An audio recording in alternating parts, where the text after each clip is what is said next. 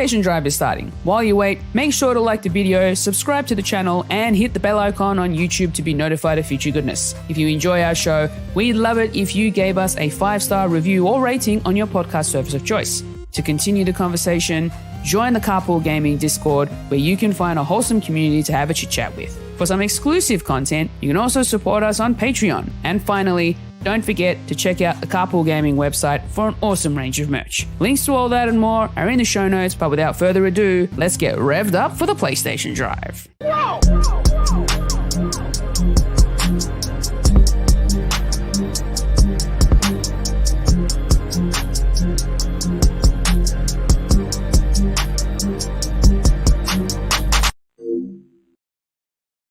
What's up, everybody? Welcome on in. This is the PlayStation Drive, episode 148. I am one of your hosts, Ryan, and I am joined, as always, by Matt and Ron. How are y'all doing on this fine Saturday evening, good sirs? Doing good. Got a lot of exercise today, and I didn't even have to lift any weights. Nice. I took my 2-year-old swimming, which means I'm swimming and holding him, and then did a lot of gardening work because I think Ryan knows this. We had beautiful weather here in the GTA in Toronto. Beautiful. 20 degrees, sunny. So I got 10 bags of mulch, carried it all the way to the backyard, pulled up some weeds, dumped out the mulch. So I was like, you know what? I can just work out through chores and errands. Got a good workout. So feeling a bit tired, but feeling good. Feeling good. Working out the old-fashioned way, as the kids might say, because, back before they had exercise machines, people would just go in the fields and do stuff, and that would be their exercise. So there you go. I mean, exercising with a purpose, not just for show with a bunch of dumbbells and barbells. Also, I'm so glad, Matt, that you brought up the weather, because we don't talk about the weather, I feel, enough on this show. But it's been nice here. That it's been generally warmer in Toronto. Most Americans, when they hear 20 degrees, they're like, "That's really cold." It's like, I can't believe you guys live there, but it's actually like pretty warm, 20 degrees. You wore shorts. Yeah. It was nice. It was beautiful. Yeah. Loved it. Ron, of course, just shaking his head. It's just like, he's just like, it's too cold there. It's not 20 degrees here. Really? 20? No, come on. 20 degrees, I was sweating. But I was doing some laborious work. But I don't know. I had shorts. I was happy. Should have worn flip-flops. No, 20 degrees Fahrenheit in America is not warm at all. No. You may as well be living in that shack that those people live in the thing. We got bubble jackets and toboggans on. That's not going to work. Yeah. God. It's all good. I'm sure it's also hot where Ron is as well, which is nice. So yeah, unfortunately, it's May, so I mean, you don't like the heat, Ron? No, sir. Or it's not that hot, right? I'm cool with like 75 degrees, even 80. But the bad thing is when it gets hot here, it gets humid here. North Carolina doesn't play with that, so it feels like 94. It's actually like 100 something. Yeah. So Oh. See, I Ron, you and I actually kind of agree on this, because I also don't like the hot either. Like, I'm more of a cold person, or a fall weather kind of person. And actually here in Toronto, it's kind of the same thing, where when it gets really hot, it gets really humid here, and it's I hate gross. it. Like, it's disgusting. Yeah. Thank goodness for air conditioning. No, sir. Oh yeah, exactly. Like one of the things, one of the things on my checklist when I go look for new apartments is making sure, that air conditioning is covered under the electricity, so I don't have to worry about blasting it the whole summer. Or that's a must. Yeah. Because the apartment I lived in London, Ontario during the pandemic had no air conditioning at all. And you couldn't actually install an air conditioner in the apartment because they wouldn't let you. So it was when it was like 100 degrees outside with humidity on top of it. I was just like, this was a mistake. Yeah, and the bad thing is fans can't help because it's just going to be hot air. Yeah, yeah, exactly. It's just blowing hot air at useless. you. That's it. No. No. Yep. At my old workplace, there was no air conditioning, and like it would be, and I would make the mistake and look at the thermostat, and it would say it's like 37 degrees in here. Now, there was an option to go to a cooler location in the building, but then I'm like, there's no point in going there because then you get accustomed to it and then you have to come back. So I would just stay in my spot, get used to the 37, 38 degrees, eat my lunch in there, and then when I go home, blast the AC and just tough it out. Because otherwise, I felt like it was worse leaving and then coming back, because then it's like a punch in the face of the heat and the sweat. Wasn't worth it. Yeah. Yeah. Now, I have to segue off the weather talk, or else there's a certain quota, because otherwise Sean Capri will yell at me. I also want to acknowledge the chat, because the chat, of course, has been reminding us, Joe, Star Athena, Yon32, they all said, of course, happy Star Wars Day, because we are actually live on May the 4th, of course, which is with you. Yep, which is an excuse for, Disney to announce a bunch of Star Wars stuff and for people just to be excited about Star Wars. But I don't know. I wasn't feeling the Star Wars love today. But it's May the 4th. Happy Star Wars Day. Please be excited. I saw people also going to see the Phantom Menace in theaters today, too. That was a big thing. Yeah, I saw on that my a lot. timeline. Is that back in theaters? Is it really? Yeah. It is. Yeah. What about the other ones? Is Attack of the Clones? I think it was only just Revenge of Phantom the Menace. Yeah, just Phantom Menace for what I saw. I think it's because it's like the 20th anniversary of Phantom Menace, or 25th anniversary of Phantom Menace. I think that's why they did that. Oh my! It's been 25 years. Please don't say that. I don't want to think about Please that. don't do. Please don't do that. I can't remember. In fact, I'm gonna Google this for a second. Someone vamp for me. I don't know if I want. I don't know if I want the truth.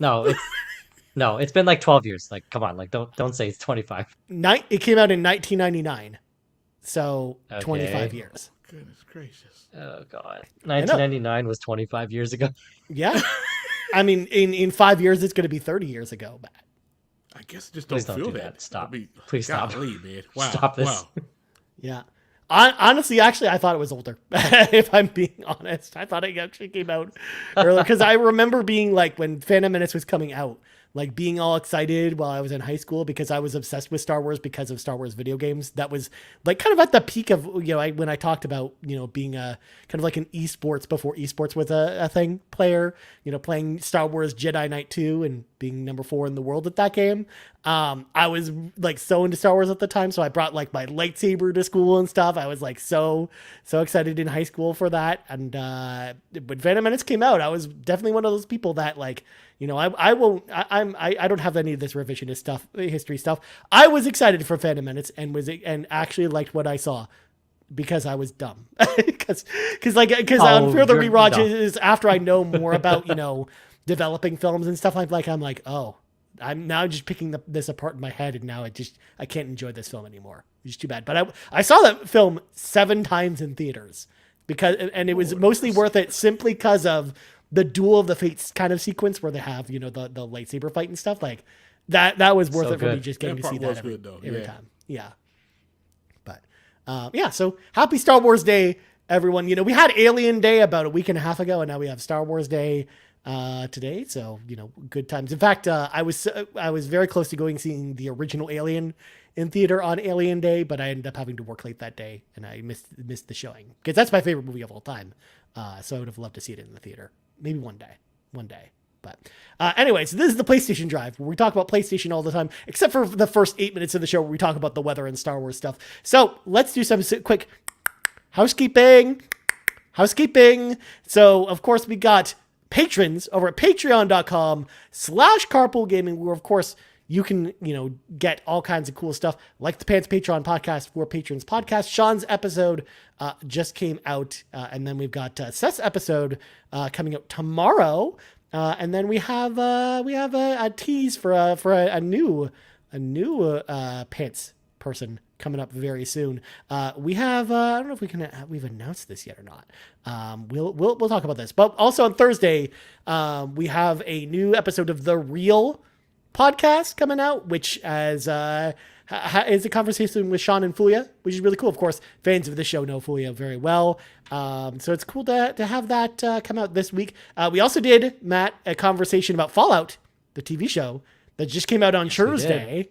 So as part of The Real podcast as well. So make sure to go and check out that if you're interested in Matt or myself or Fee or Sean's opinions about the Fallout TV show. And we also even talk about the Fallout series for the first 20 or 30 minutes as well. So we have a really good Fallout conversation, whether it's the TV show and the games. So make sure to check that out over the Patreon. But also we got new patrons over that on the old Patreon. We got Zig Ziggerson and Nick Creature, who joined up for the 7-day free trial of the exclusive tier. So huge thank you to both Zig Zirkison and Nick Creature for joining up there at that free trial. Of course, if y'all don't know, if you want to check out and try out the Patreon experience, you get behind the curtain a little bit and try and somehow marathon through all of our extra content over there. You can join over on the Patreon for a 7-day free trial, so you can check out all the content for free, like Ziggers in and Nick Creature did.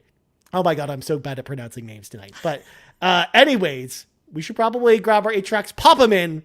It's time for the playlist because we got games we played this week. Even though my section's blank, I assure you both, I played the games this week. I just forgot to fill it in. But Ron, as always, we always start with you. So what did you play this week, my friend? It's still Octopath Traveler. Still going through that. I am on my way to get the last character of my group, and then I can probably try to get things started properly. So still enjoying it. The grind is there. The grind is there. But I'm working through it. Like I said, I'm enjoying the small stories. I'm liking the characters and stuff. So I'm looking forward though to finally getting it going. So hopefully I'm gonna try to tackle getting that last character tonight at least, so I can get things really rolling. Yeah, because the nice thing is once you have all the characters, you can then kind of focus on whatever stories you want to and kind of go at your own pace from there. Yeah. So I do think it really opens up when you get to that point. Looking forward to it. I was gonna ask you, like, do you like the story? Because that, you know how we had a topic about trying a game and then and we gave up, we should go back. Yeah. Octopath Traveler, like I've tried like 5, maybe 6 times, and I stopped every single time. I just always got disconnected from the story, like just because it's so sectioned off, like each character, and I was wondering like when does this stuff come together? And then I was laughing because you talked about the grind. I was like, the grind got to me, and I was like, I can't do this anymore. It is definitely not a. If you had a friend that was like, hey, I'm looking to get into JRPGs, what's a recommendation? I would not recommend that game. That is for seasoned JRPG players, because if you toss that at somebody who's new to it, they are going to drop that. The way the story is being told, the characters, the grind, any new person will completely kick that to the curb. So I can kind of understand why it would work on your nerves a little bit, Matt, to be honest. And if it's a beautiful game. Yeah, if you dropped it 5 or 6 times, it's not for you. Yeah, every time I was like, let me just try these characters instead, and let me see if the story hooks me this time. But then every single time, it's like it's so disjointed. But I think that's on purpose, right? And then eventually, do they come together? Ryan, you played it, right? Don't give me the line. I did play Xeno. I'm sorry, I was thrown off because I was reading Luckless comment at the same time while you were saying that, so Xenoblade popped into my brain. But no, I did play Octopath and really enjoyed it. But you're right. Like I do think like the story is like it. You have to think about it as 8 individual stories rather than one big story. Because that, and I think people just didn't like that because they were hoping that like the character stories would come together at the end, but they don't. But I think that's okay. Like as long as you have to go in the mindset that it's 8 individual stories and each one of them receives its own conclusion in the world, I think that's the way to look at it. Whereas Octopath Traveler 2, they don't do it that way, because it's 8 individual stories, but then they all link together towards the end to have one big story together. So can I just hop into Octopath Traveler 2? Because that sounds 100%. more. So they're not connected with the first game? No, they take place in the same world, but none of the stories are connected. And there's improvements, so maybe you'll be able to enjoy it more. Yeah, for sure. Yeah, because it's more like Final Fantasy in a lot of ways, where they build upon each other mechanically, but not with the story. If that makes sense. It does. I'll think about it for 2025. Not this year. Yeah, I mean, honestly, that was one of my favorite games from last year. Was Octopath Traveler 2. Yeah, that was a lot of people's RPGs of the year last year. So yeah, it's really good. I think it is like a huge step up over the first version. But I can totally understand. We talked about this before when you told me you were playing the first one, Ron. Like I can totally understand wanting to play the first one first before hopping into the second one. Yeah, well, I finally just got the second one when it went on sale. Finally, PSN put it at for like 40%, so I grabbed it. I mean, it'll come up on the wheel eventually, which will be nice. So. It will. It'll be fine. Yeah. I mean, according to Yarden, it's one experience. So probably finish Octopath Traveler 1 first. Yarden, I'm not doing Thank that. You, Yarden. I don't think that's how that works. I don't think that's how that works. Oh my goodness. Yeah. Not in this case. Also, I'm going to call attention to the Lockless comment, which of course tripped me up earlier. Of course, the Lockless saying, I played Xenoblade Chronicles 3 last night. I'm getting back into my Xenobabe era. That's era. Let's go. Yeah. Yeah. Yay. We, of course, I mean, to be fair, she Yay. had this whole live stream going on the Discord last night. I saw that when I came in from the hospital last night. I was very tired, but when I was laying in bed and I had my tablet in front of me, I saw Lachlan playing it in the Discord, and I was like, oh, maybe I should hop in there. And then I fell asleep. So after a long day yesterday. It's okay. You would have fell asleep anyway because of the game they were playing. Oh, Stop it. Stop it. Stop it. She's gonna catch up and she's gonna roll credits before. Did Amanda roll credits yet? No, right? No. I yet. think Amanda stopped it for The now. only person in that group that rolled credits is Sean. Unexpected, but hey, good for him. Yeah. He did it. Yeah. He did it. Sean beats games sometimes. I swear. But Yes, time to move on from Xenobabes. Let's keep it rolling. No, Absolutely. Xenobabes are here to stay, Ron. There's Xenobabes are here to stay. Okay. It's over. anyways, Matt, what'd you play, man? So surprise, surprise, I'm still playing Final Fantasy VII Rebirth. So I was talking to Ryan 1 or 2 nights ago. Thanks to the fearless leader of the Phoenix Overdrive, Lee Navarro. He was helping me with my tech issues, my audio issues, and then I was talking to Ryan about getting really frustrated with Final Fantasy VII Rebirth. I think I was telling him that I'm stuck in the jungle because I couldn't figure out where to go. Because it's not a major spoiler, but in that area, you have to ride the chocobos and jump off massive mushrooms to get from one spot to the next. But it's not like you jump off the mushroom and then you go anywhere you want. It keeps you in a very strict path. So there's almost no point in jumping on these mushrooms. It's a little gimmick. It kind of changes it up a bit. Anyways, I was getting frustrated because I couldn't get to the rest of the side stuff in that area. And the way I play Final Fantasy Rebirth and other games is if I want to do all the side stuff, I want to do all of it before I even go near the main quest. Because I always get paranoid that it'll get me stuck on that path and then I can't come back. I know in Rebirth I can come back, but I don't want to be stuck on it. So I was very adamant about doing the side stuff. And I couldn't figure it out. I couldn't get there. So I was getting really irritated. Do you want to know what the trick was, Ryan? Ron? What's the trick? I'm curious. All I had to do was go towards the main quest. Because once you go towards it, it opens up. And then I could access it. Of course it That's does. all I had to do. Why? Of course. Why would I have thought of anything else? Why would I have assumed I could go to that spot over there if I wanted to without having to trigger the main quest to open it up? Felt like such a fool because I was doing it over and over. Got really irritated. I was like, you know what? Fine. You want me to do the main quest? I'll do the main quest. So I went towards it, and then I realized, like, hey, I can jump on the rest of the mushrooms to get to the side stuff. So, but that kind of working my reminds way me through- of the Junon area as well, because like in the Junon area, like you can't. There are certain areas that you just can't get to without the chocobo there because it climbs the mountains, and you have to get through it. You have to at least go to Junon first to get the chocobos. correct. It's a little not tedious, but it's just almost like a kind of a gimmick. Like the chocobos that climb the mountains. It's like, well, you can't climb any path. It's only the ones that have arrows. Yeah, but that designated, right? That is a callback to the original Final Fantasy VII, though, because Is it really? Yes, because there's a big part of the end game for OG Final Fantasy VII, which is like chocobo raising, and you trying to breed different types of chocobos, and different colored chocobos have different abilities. So the black chocobo, like you get here in the Junon area, climbs mountains, and it can climb across any of the mountains in the world of the OG Final Fantasy VII, and you're kind of building up to the golden chocobo, which can go anywhere. Like that's kind of what the end goal is, because it can run over water. It can go to areas that none of the other vehicles can get to. Fancy. So, I guess there's a purpose for chocobos that jump on mushrooms and chocobos that climb up and down the mountains. So, anyways, still enjoying the game. Around 70-ish hours, I think.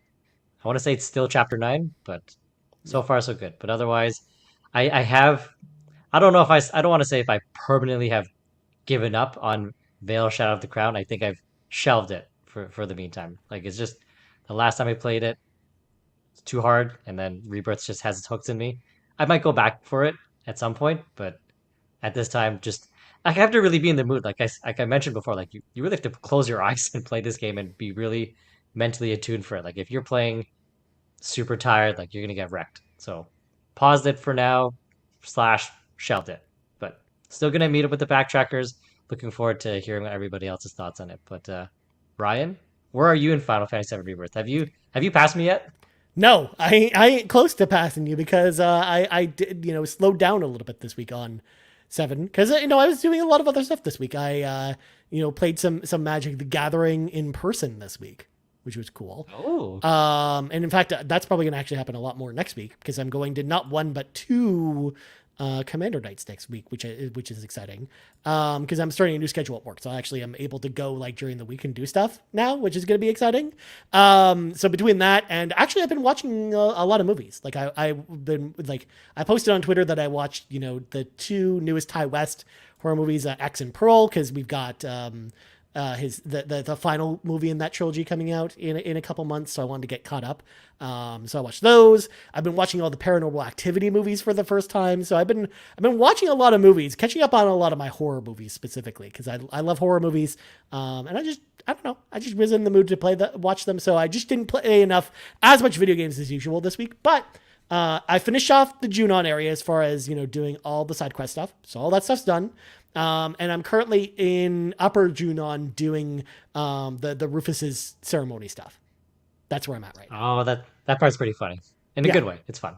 Yeah, well, I mean, it's very reminiscent of the original game in all the right ways, even down to the mini game, because the mini game is almost identical to the original one from the original game, which is just hilarious to know that it hasn't really changed like 25 years later at this point. And of course, it just like that music just is like stuck in a loop in my head because it just never ends. It just is on a loop for like a 5-second loop for like ever as you're in that entire area, and it's just like it's too much. It's too much. I'm excited to get out of there and go to Costa del Sol is probably the area that comes after that. So I'm excited. I believe it is, but yeah, that part for the Rufus area, it's a lot of fun. I don't want to spoil this. There's like kind of like a side story ish. I don't know. I can't remember. I don't really remember if it's in the OG, but there's a mini side story that's part of the main story, and I was like, oh, kind of surprised with some of these events. So I'm looking forward to hearing your thoughts after that. Because I already know one thing is going to be different. Because they teased it when you go to Lower Junon, but then other than that, I don't know what else. Because everything else seems what it is right now. Like I'm currently, the band leader, kind of gathering all the band members as the parade's about to start. So that's where I'm at with it right now. So. So much fun, but still really enjoying it though. Like that game is still, got us hooked into me. I loved doing all the Junon side area stuff, including, collecting those items for the special boss fight that's going to happen later. Because that like the tease this time around really got me, especially because that boss fight is so synonymous with other Final Fantasy games, going all the way back to Final Fantasy V. But then also the Fort Condor stuff was like better than I thought it would be too, because like it's fun, right? Yeah, I didn't really like it in the original game, but even though it plays very similarly to what we have here, I don't know. I just felt like the combat encounters for Fort Condor go by so much quicker and are like a lot more bite sized this time around. Whereas in the original game, it's like a 25 to 30 minute slog of one battle that you do once, and it's just. It's just not as fun. Whereas I think they've got the right formula. Plus you got the hero characters this time around with your party members, which weren't in the original game as well. So it's intense though, Fort Condor. Like in this, like I was like my heart was pumping. I was like, I hope because some of the matches were really really close where it's like I only got like 5 seconds left to take out the boss. Like, but yeah, it's really good. It's a lot of fun. Hard mode's challenging, but it's still enjoyable. Yeah, I never actually went back and did the hard mode ones, so I'm interested to know how those will turn out. But I mean, I'm not going for the platinum, so I mean, I don't feel like I need to do that. Just like I'm sorry, Matt, but I am not fighting all the summons at full strength just so I can get the thing. I'm not doing that. I don't care at this point. But I finding the full summons at full might's not even a platinum requirement. I'm just doing it myself to get good. It's not even required. That's even worse. Sure you can do it on easy. That's even worse. Also, I love Kevin Avensworth comments here. Oh yeah, Fort Condo core. Totally played that. Yep. Of course. Kevin. That's how the wizard gets down. Kevin. Doesn't do side missions. Killing me here. Yeah. Killing me. I can totally understand. Is it mandatory at least the first time? No, you're right. It is optional. No, it's all optional. It is. Yeah. Oh, Kevin. Yeah. It hurts. It hurts. Well, and to be fair, Matt, in the OG game, Fort Condor is also optional.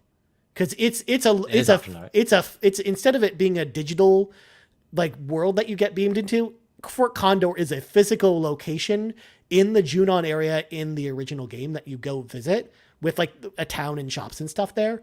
And the battle actually happens like in the actual location that basically on the back of Fort Condor. Like the enemies are like scaling the walls to try and get into the town essentially. I remember now. Yes, it's coming back. It's coming back. That's right. Yeah. Also, Kevin Ainsworth chimes in. I didn't fight any of the summons. So... Not even one? Come on. Kevin, Jesus. This is you why I can spent fight them at an 200 easy hours on a Trails game, and Kevin beats it in like 14. Unbelievable. You know, I love you, Kevin, but I feel like Kevin's the type of person who would play Final Fantasy 14 and skip all the cutscenes, and it would make me very sad. That's atrocious. Please don't skip cutscenes. God. I mean, actually, probably not, because I know Kevin actually enjoys the story stuff. So we rag on Kevin a little bit. We love you, Kevin. Yeah. We love you, Kevin. Shout out to Kevin Ainsworth. But other games, I played Final Fantasy 14, played more of that, and I played some more Fallout 4. Dipped my toes into that. A little bit of top spin as well, playing some exhibition matches. Made an Anna K lookalike character because I had to. And yeah. Respectfully, though. Yeah. Oh my God, Charlie doesn't exist to me. Chadley doesn't exist, Kevin. Yeah. I mean, Chadley's annoying, but like, you get pretty OP materia, like in skills, right, Ryan? Like when you do Chadley stuff. Yeah, you do. Yeah, Kevin does not care about the extra stuff. He's not there for that. To be fair, you probably OP materia. To be fair, you probably get enough stuff with the main story that you probably don't need it. True. Because I would actually wager, Matt, that I think the side stuff might, especially towards the end of the game, might actually be tougher than the main story stuff. That's what I'm hearing. That is what I'm hearing. So, gotta get good at some point. Hashtag get good. So yeah, that's kind of what I've been playing this week. Very kind of lightish games week for me, but yeah, still had a lot of fun because now it is time to transition to topic of the week. Of course, we are here to talk about our favorite developers because we love developers here at the PlayStation Drive, and we want to talk about our favorite video game developers here on the show this week. So we're just going to go around and talk about some of our favorites. Again, we didn't come with an arbitrary number of developers. And, this isn't like us trying to put our critic hat on and be like, well, critically, let's look at the Metacritic ratings and see who the best developers are out there. That's not what we're doing here. We're of course, just trying to do just talk about what our favorite developers are, our personal favorites are. So we'll go around the horn and talk about it a little bit. But, some people might not know the difference between a game publisher and a game developer. So I want to kind of, throw a definition out there for those that aren't, as familiar with industry terms that are listening to the show. So a publisher of games is a company that generally isn't involved with the making of the game itself.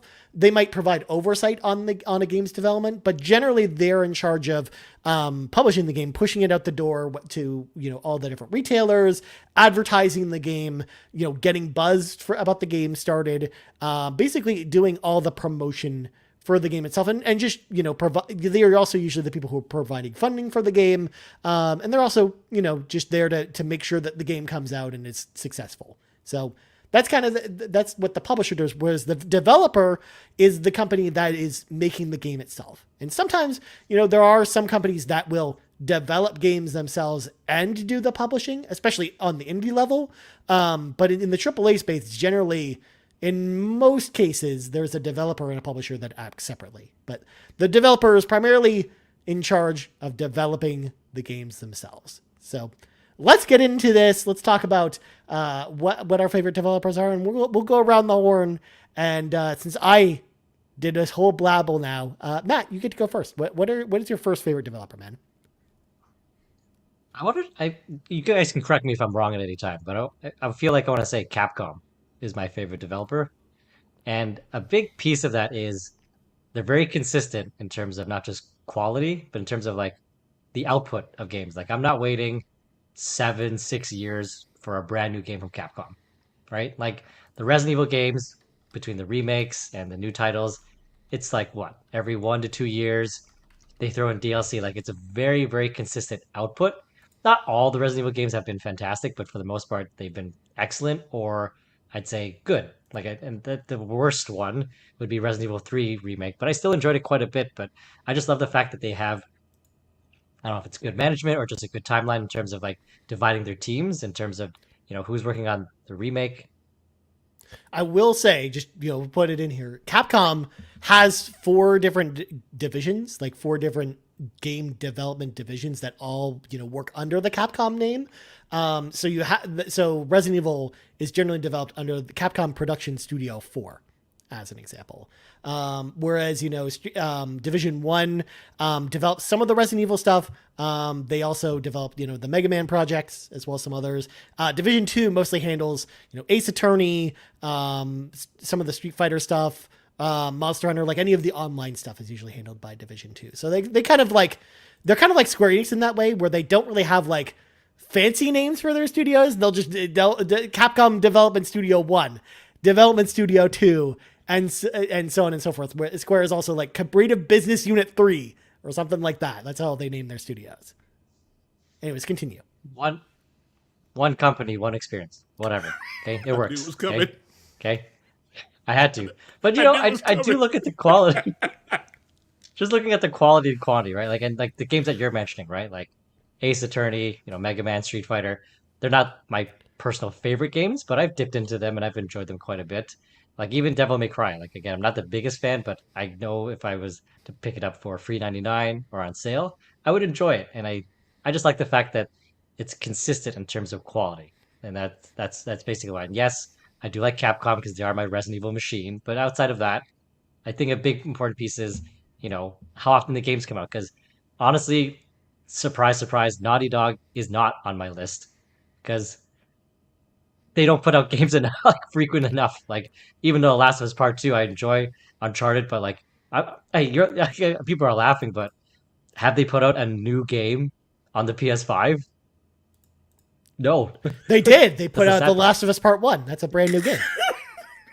It's a fancy remaster, it's a fancy remaster, which I like. And yes, we've talked about it before. They probably were focusing on the multiplayer, which got canceled. It is what it is, but like, when's the next big Naughty Dog game? Maybe near the end of the PS5. And like, that's very frustrating. It truly is. Even though I'm sure I'll love it, whether it's a new IP.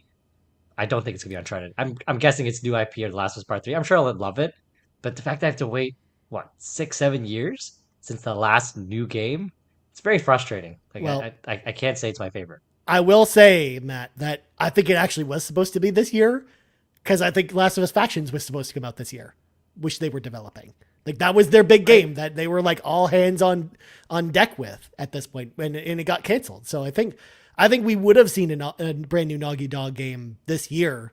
It just might not have been what you wanted, with Last of Us Factions being that experience instead of a single player Naughty Dog experience that they're known for. That's yeah. So I do like obviously there's games I'm looking for from a developer, but I do want to see how things are managed and development cycles and when they're coming. The Last Part 2 remastered, that's 2 PS5 games. Thank you, Kevin Zaysworth.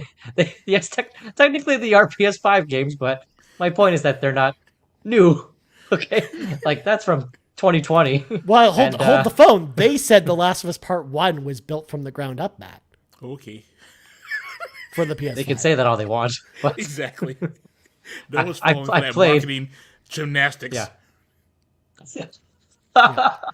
Yeah, like, I've played, Last of Us Remastered, Last of Us OG, and the remake. It's not from the ground up. I hate to break it to everybody. It's not a bad thing, but I'm just saying. It's all like, facts. yeah, I think I would have loved Factions Part 2 because I really don't play multiplayer games, but Factions I actually enjoyed quite a bit, so I was quite hyped for it. And it is quite devastating to see that, for reasons XYZ, that it's not coming out in any shape or form. Like, look, I'm a Sony pony. I'm sure there's good reason for it, but it's still frustrating to see. Like I mentioned, like, gonna be what, in my mid to late 40s before I get to play the newest Naughty Dog game. Like, good God. Good God. Oh, yeah. Kevin wants to know who's making all these rules about this. Look, we're being very specific. That's all. Very, very specific. But Capcom's a great choice. Yarden actually points out as well that I will give Capcom credit, good at helping older IPs stay relevant for a decade, like Resident Evil, Street Fighter, etc. In fact, it's more frustrating when you just see that, you know, they give, you know, certain franchises a ton of love, but there's others that are just sitting there that they never go back to. And I'm just like, they could actually have even more franchises that they could keep going or to revitalize if they gave them a chance. Like a certain game that has dinosaurs and it's survival horror. If only they would give it another chance like they did with Resident Evil, I think that would, you know, be a great thing. But I know we've seen them take chances on stuff like Ghosts and Goblins and ActRaiser and stuff. So they've tried some stuff. So we have to give them Capcom at least a little bit of credit here. But maybe they'll bring Breath of Fire back as an actual RPG at some point instead of just on phones. Like that's an example. Or maybe they'll bring Final Fight back, you know, especially now that we've got, you know, the Turtles games or the new Streets of Rage game, or like Brawler is becoming like a big like thing now. Like maybe they bring Final Fight back at some point. Like there's a whole bunch of new options for Capcom down the road. And God forbid, one of these days before I die, I want to see a new Marvel versus Capcom game that isn't horrible. Just please. What are they waiting for? That's just, I didn't even think of that. You're right. Like, this doesn't make any sense. You think it's licensing? That's like maybe. I also think it's just Infinite did so poorly that I think it kind of scared them away from it at this point, which makes me sad because like Infinite was not a good game, but I think if they went back to the classic 3-on-3 2D format, like I think it'd be great. But, yeah, definitely. Yeah. Like that was kind of the big stickler was the 2-on-2, and then just the fighting just didn't feel as tight as the older games. So, although I don't know if you all have either of you have seen the new mod for the PC version of Marvel vs. Capcom Infinite, where it's all cell shaded and it looks beautiful.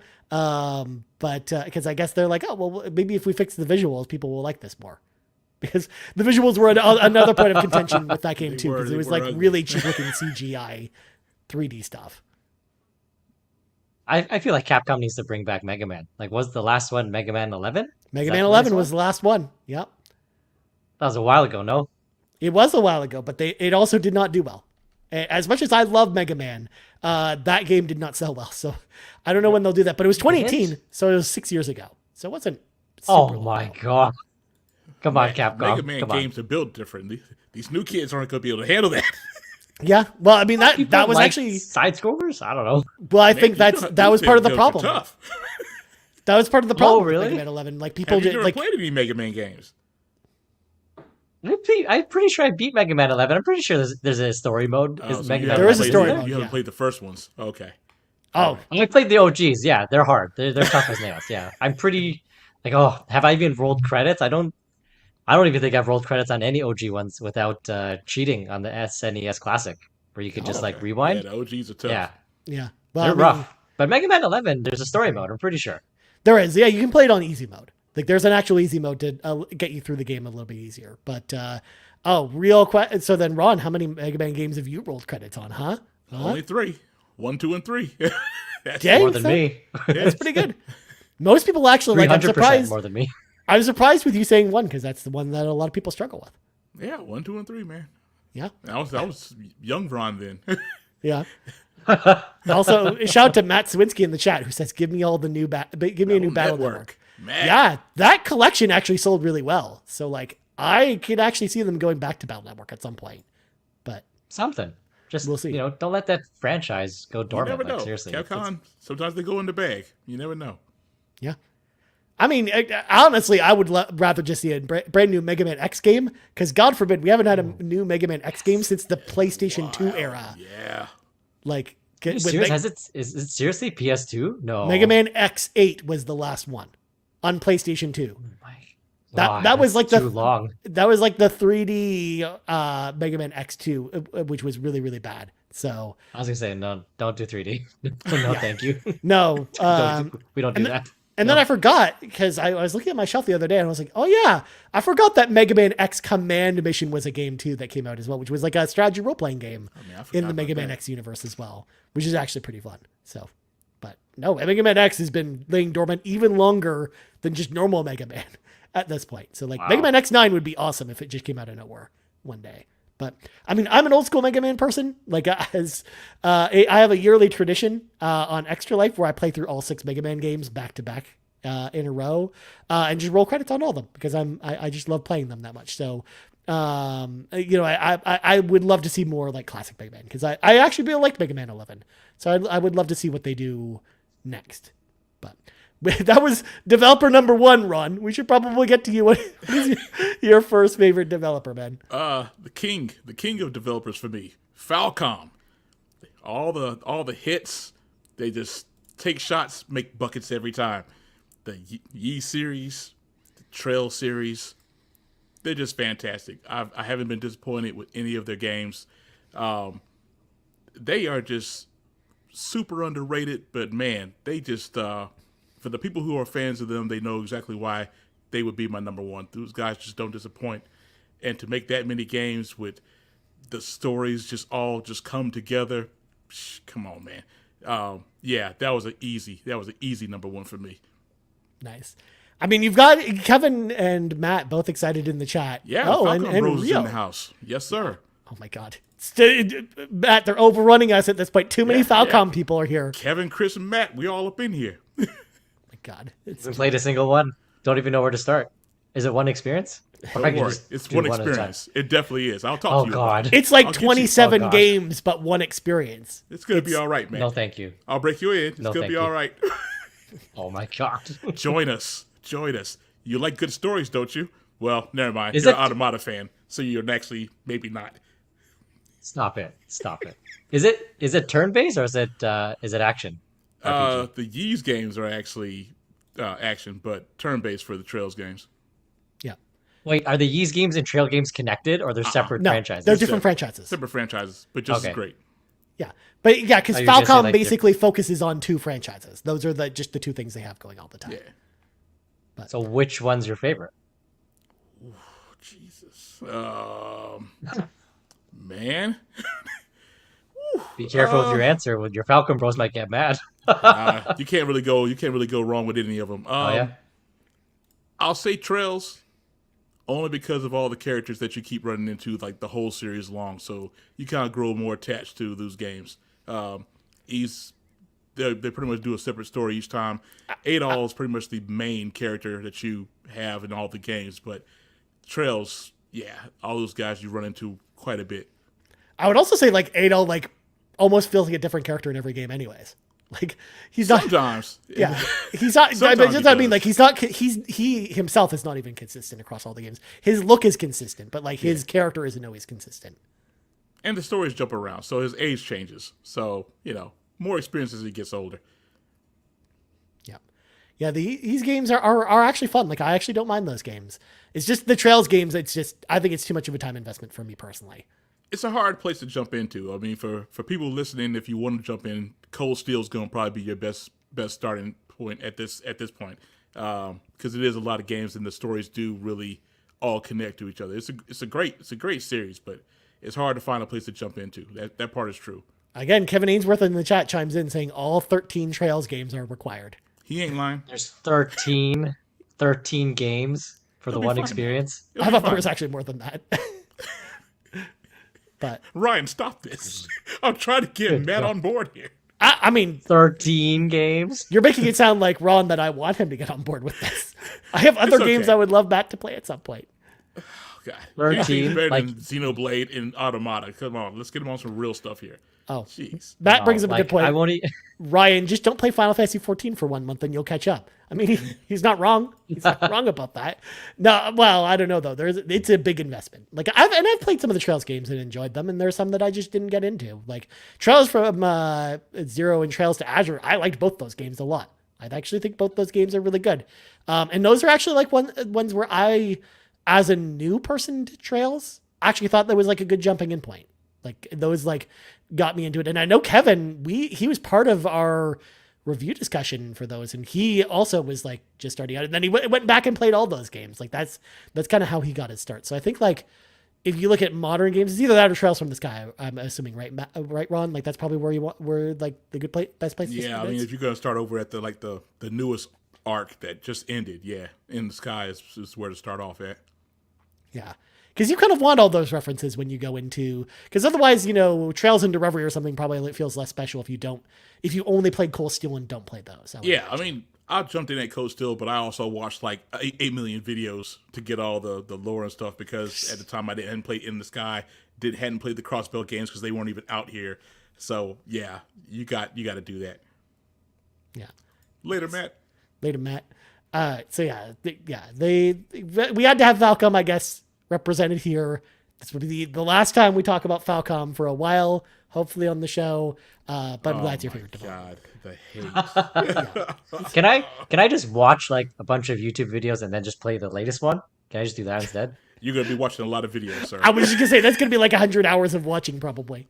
My God. You know what? They handle some good lore stuff. They do a really great job with it now. Don't get me wrong, but you'll be watching some very long videos. Yeah. You thought Hundreds Kingdom of Hearts hours. was bad, but at least this makes sense. Yeah.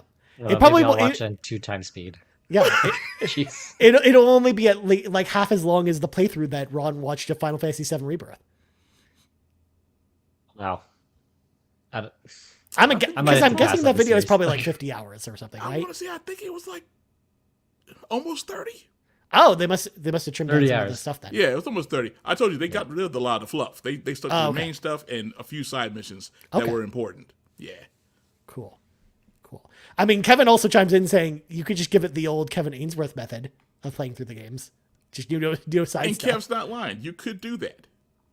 You want me to skip all the side stuff? I don't want And you just to. be like I don't want you to. I want you to spend all 100 plus hours on every single game. But Trails Through Daybreak is coming out soon, and Yes, it is. Although Yes, Matt it wouldn't be is. playing it anyways because he's not buying new games this year. So Oh, well, yeah. But me and Kevin will be playing it. yeah, it's a non-factor. Oh, Kevin actually brings up a good point because the games actually have a turbo mode, so you can actually play through them pretty quickly. I forgot about that. Is it kind of like that Final Fantasy mode for the OG games where you can like do 4x speed, It is. 4x XP, 4x gil? No. That's not bad. They don't do the money part in the experience. I was just gonna say, yeah, they don't give you the extra experience, but it goes by faster. Yeah. Yeah, the battles go by faster. That's all they're going to give you. Okay. More money and XP, I'm just saying. I'm not going to say no to it. No, Matt. If only. Oh, man. But anyways, moving on because we got to get this show on the road. My first favorite developer, and this is my favorite developer of all time. This is to Brian Tuffer's heart on this one, because of course they hail from this country we call home. Matt, BioWare is my favorite video game company. Now I know that BioWare is kind of lost its way a little bit. We've had Anthem, we had Mass Effect Andromeda, two games that were admittedly not as good. But, they've developed some of my favorite games of all time when I look back on things, whether it's Knights of the Old Republic, Jade Empire, the Mass Effect trilogy, the Dragon Age trilogy. Like, I love all those games. I think that they're an incredible studio that is fantastic at their craft. They're great at telling great stories, but also balancing, like, good, well-balanced gameplay. And I really have always enjoyed their games over the years. And like I said, they've lost their way a little bit with their two newest games. And we do have a new Dragon Age game that is either supposed to come out sometime either this year or next year. Dreadwolf, which I'm really excited to see more of. Hopefully at Summer Game Fest we'll see more of it. But like BioWare, there's just something really special about those games. Like I love, their choice-based storylines and how your choices have repercussions, except for obviously the ending of Mass Effect 3, but that's neither here or there. We're not going to talk about that. but just playing through the whole Mass Effect trilogy and speculating, like even just some of the smallest choices, how they would affect things as well, like how ignoring Conrad Werner in the Citadel, how that could affect things later on in the series, but they're also good at coming up with quirky characters like Conrad Werner or some of the weird aliens that like to talk about their weird things, and or even some of the characters that you meet in Dragon Age along the way. Like I really love all the elements crafted in a good BioWare game, and I'm excited to see what comes next with Dragon Age, and I'm hoping that it's a kind of a return to form for them, because otherwise I'm scared that EA might turn around and take them out, which would make me really sad. But I think they can do it. I think BioWare can pull through, because then we've got a new Mass Effect game that we know is in development. So I know that the future is bright for them as long as Dreadwolf is good. But Do you feel like BioWare still has the magic? And correct me if I'm wrong. Did the team change quite a bit over the Yeah. last few years? they have That like that's they my lost biggest question. Yeah. because they lost a lot of the leads at BioWare. Like the two founders kind of retired after Mass Effect was over. They lost the Mass Effect writer, as well as a lot of team members. Like they've shuffled around a lot over the years. But at the same time, I still feel like the team is made up of people who have grown up enjoying BioWare's games. So I feel like that might lead into itself into a little bit, and it might actually help, bring back some of that BioWare magic a little bit. Because if you bring in a bunch of people that understand what made those games special in the first place, then I think that like all signs point to that actually leading to a pretty good future for them. Or at least I just like to remain optimistic, anyways. I'm willing to give another BioWare game another chance. I didn't play Andromeda, but I really enjoyed the OG trilogy. Didn't play the remastered one, but I'm willing to give it a try. Andromeda was good.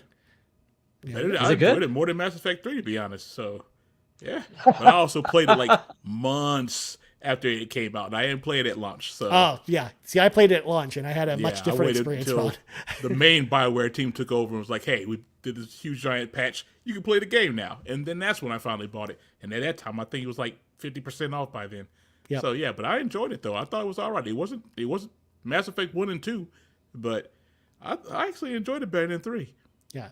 See, I think the combat in Andromeda, I will give it its credit. Like the combat in Andromeda is actually really solid. It's definitely the best of those 4 games, and I think it actually probably even holds up pretty well today. Mm-hmm. The story, though, I think falls off a cliff towards the end. Like harder than any of the other Mass Effect games, or at least for me personally, it did. I just wasn't super invested, but like by the end, I was just like, just let me finish this game already.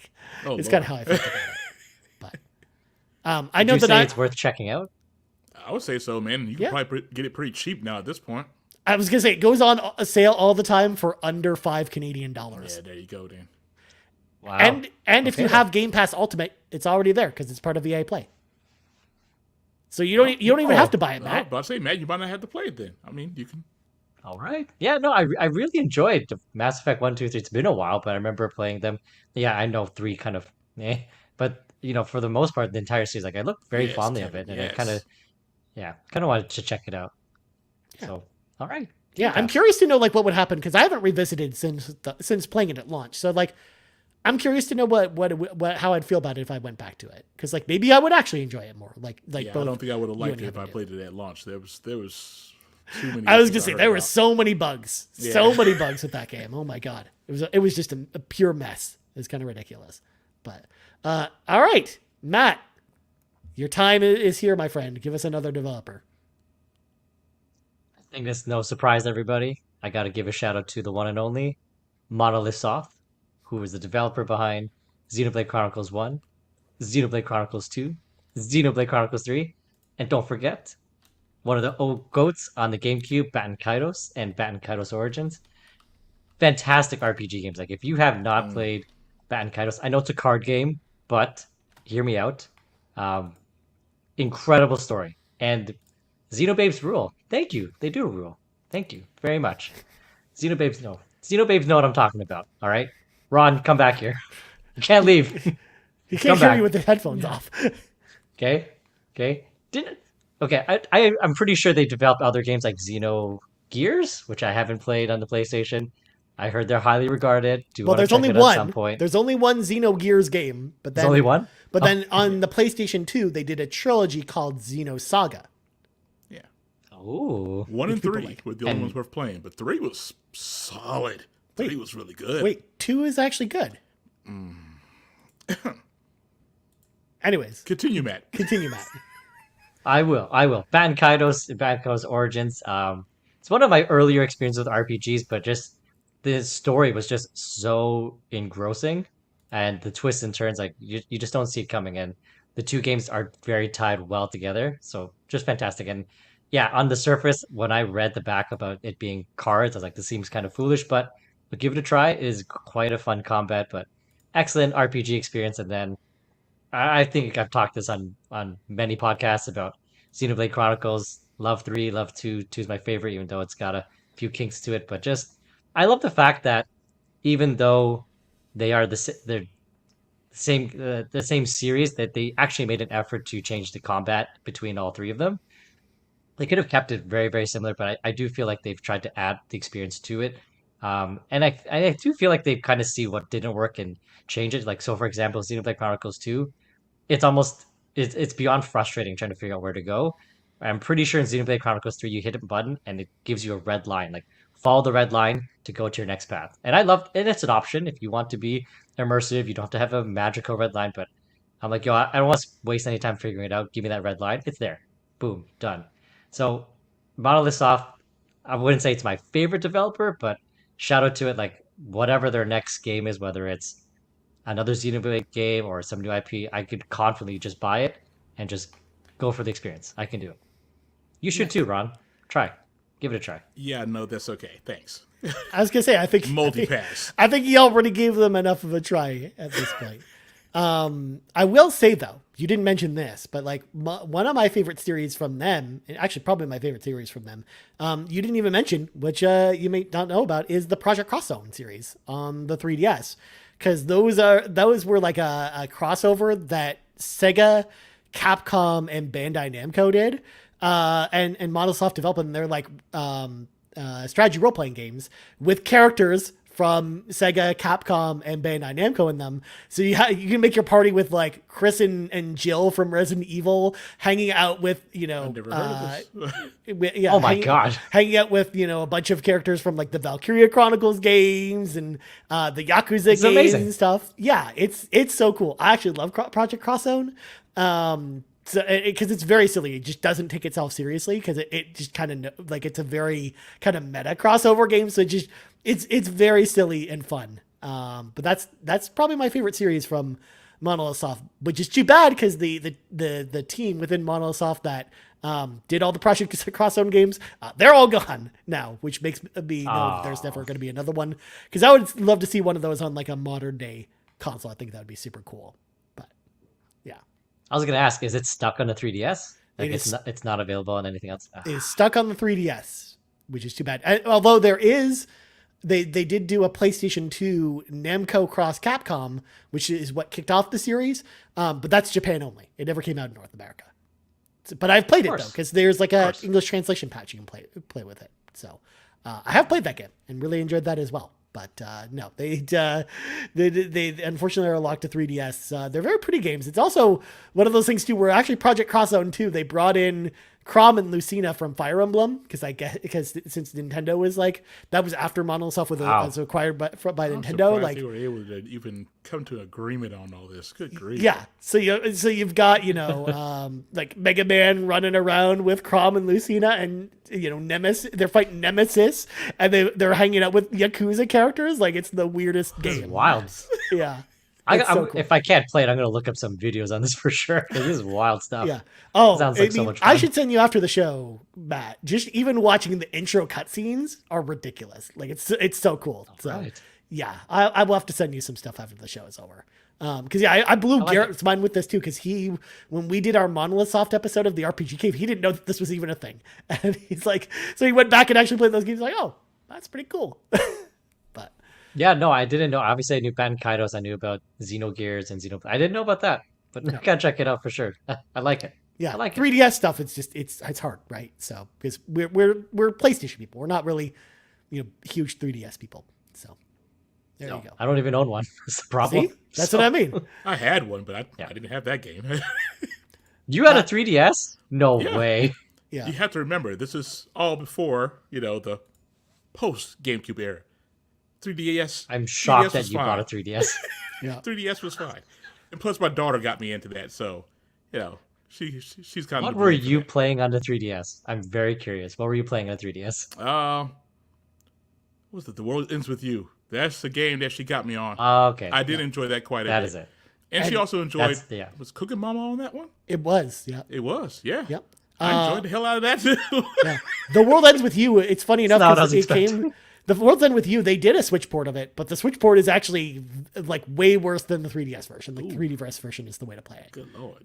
That's what I heard. That Yeah, the shouldn't Switch happen. version was bad. But, all right then. Well, no, because it's so reliant on the touchscreen Yeah. that's the main problem. Like the touchscreen is just so much more precise on the 3DS with the stylus versus the touchscreen on the Switch.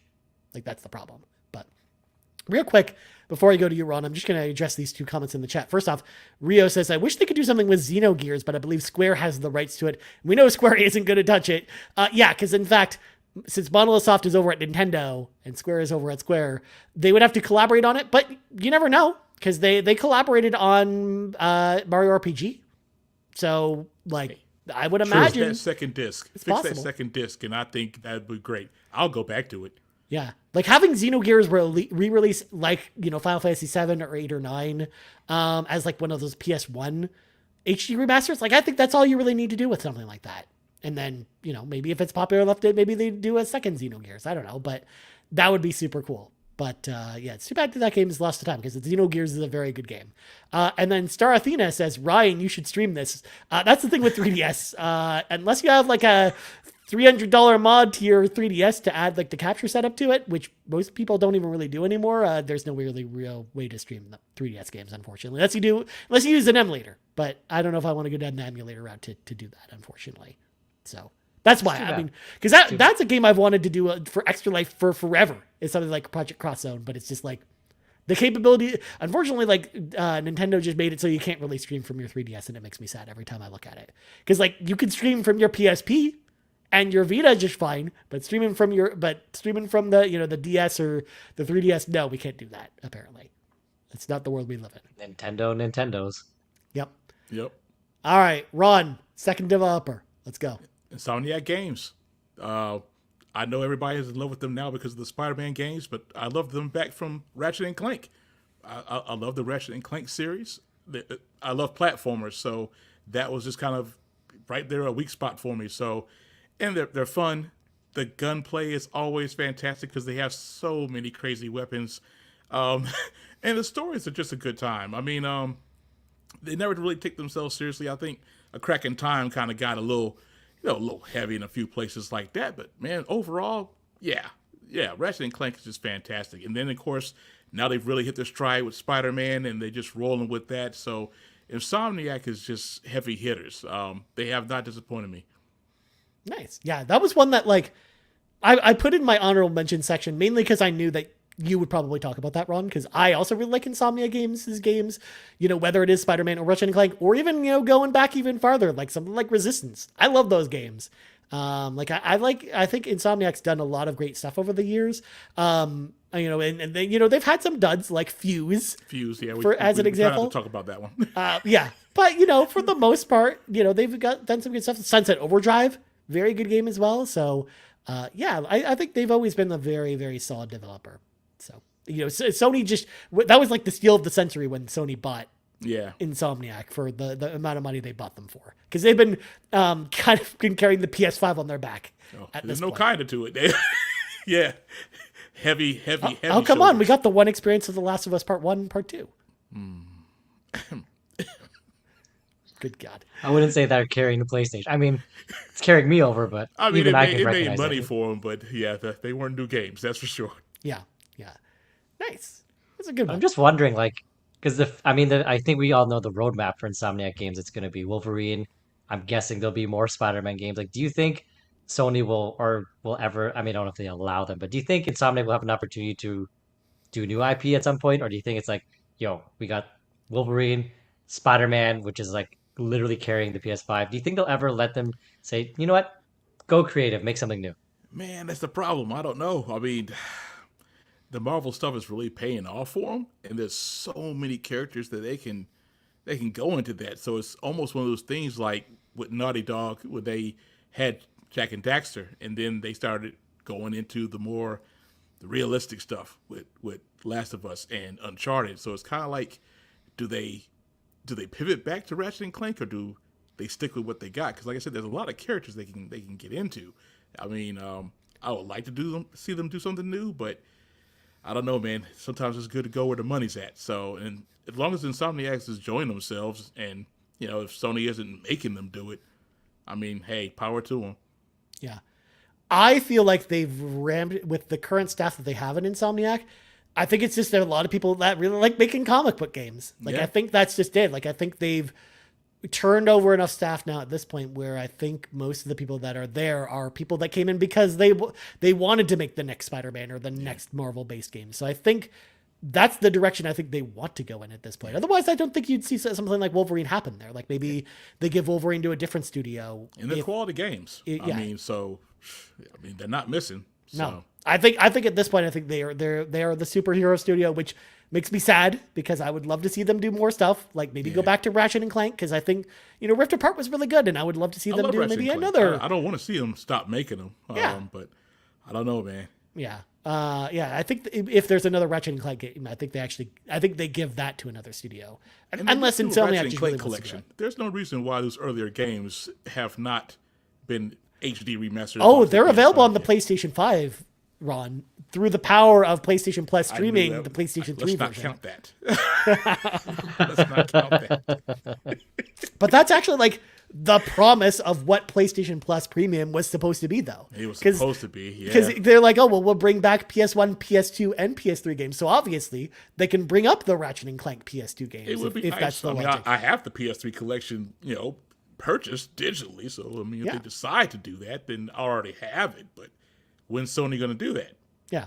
Well, the Ratchet and Clank collection would have been on PlayStation 3, though, which we know they're not going to do native PS3 games. Like, they're always going to be streaming because of the cell processor. So, but I would imagine, like, they could do, like, just PS2 re-releases of, like, ports of just those old games. Well, now that I think about it, I'm not sure about that because I had purchased Grandia 1 on my PS3, and when they finally brought out the premium, I didn't have to buy that again. Oh, that is because, again, if that was a PlayStation 1 game that was on the store, yes, that's the case. But okay. PS3 specifically, since you can't buy those, you have to stream them, and they're never going to make them available for individual purposes because they're streaming. Like that's why we just won't have the same thing. And that's why it's locked behind. I got the PS3 plugged up. I can always go back to them. No problem. Yeah. That's the way I look at it too. Like that, because I have a lot of PS3 collections that are like that. Like even going back to the God of War collections, both the collection with the PS2 games, but also the PSP games, the Ratchet and Clank collection, the Dak and Daxter collection. Like I got all those on PlayStation 3. So PlayStation 3 is still a great console to own actually at this point. Like I still think it's pretty solid. And I think a lot of those games are just never coming over beyond streaming at this point. So it's too bad. It's too bad because, like you said, there's a lot of heavy hitters there, and not everybody still has their PS3. There's a lot of new people coming into PS5. It's a shame. There's a lot of heavy hitters there. It's the only PlayStation console where you can play the best Final Fantasy game, Final Fantasy 13. It's right there. So there you go. We talked about it on last week though. That was a reference to last week. But anyways, I'll go. This will be the last one we kind of go in depth with, and then we'll kind of do a roundabout around the room since we've been going for a bit on this topic here. But the last one I want to give a big detailed shout out with is Arc System Works. I love fighting games, and they make the best fighting games around. Like I don't know, blasphemy against Capcom with Street Fighter or against NetherRealm with Mortal Kombat. I think those games are very good. But if you love technical 2D fighting games like BlazBlue or Guilty Gear, like those games are like totally up my alley. Like they make the fighting games that I've always wanted. Like the games I really enjoy. They also like kind of harken back to that PS2 era of 2D fighting games in a lot of ways where, you get stuff like Dragon Ball FighterZ come out and it does play like Marvel vs. Capcom 2, but just with Dragon Ball fighters instead of Marvel characters. You've got Guilty Gear, which, is like a great, beautiful anime-based fighter. Strive, say what you will about it because I know that's been kind of hit and miss with the community. But that game was really solid. And then the BlazBlue series, which has always put out, really, really great games. Like I think they've been the king of fighting games for a very long time. Their games are, like million sellers in the way that Capcom does with Street Fighter or NetherRealm does with Mortal Kombat.